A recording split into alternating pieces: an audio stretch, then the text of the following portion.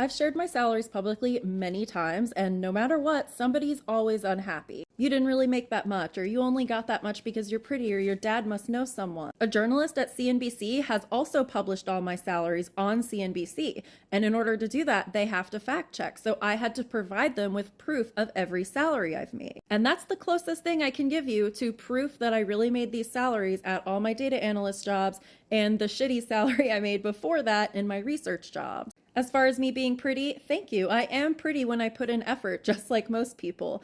And then as far as my dad knowing people, he doesn't. My dad's an insurance broker at a small company that he started back in 1985.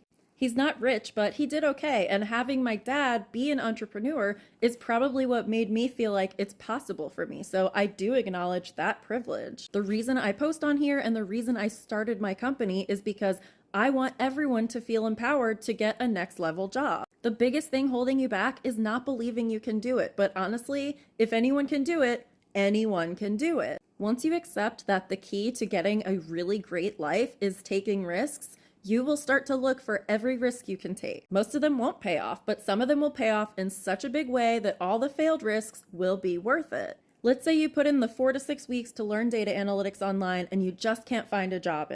You don't need to be a data analyst to do data analytics on a job.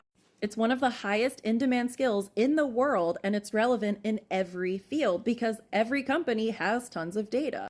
Let's say your background is in retail. You learn data analytics online. You're having trouble finding a data analyst job, so you apply to retail companies that need someone to do data analytics in their marketing department. You're qualified, and that applies to every industry.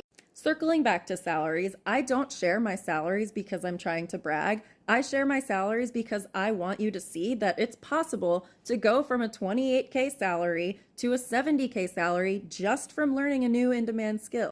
And then from 70K to 90K to 104K to 158K. And then once you get comfortable like I did, you can take a bigger risk and start your own company. I love to teach and empower, so I created a job for myself that allows me to do that. Do I love working? Do I want to work 40 hours a week? No. But if I have to work, this is a great thing to be doing. And it was so worth the risks that I took along the way to break away from my 28K job and get into a brand new career that then allowed me to take another risk to start my own business. If you want to see the CNBC article where they verified all of my salaries, just Google Charlotte Chaze CNBC and it'll probably be the first link.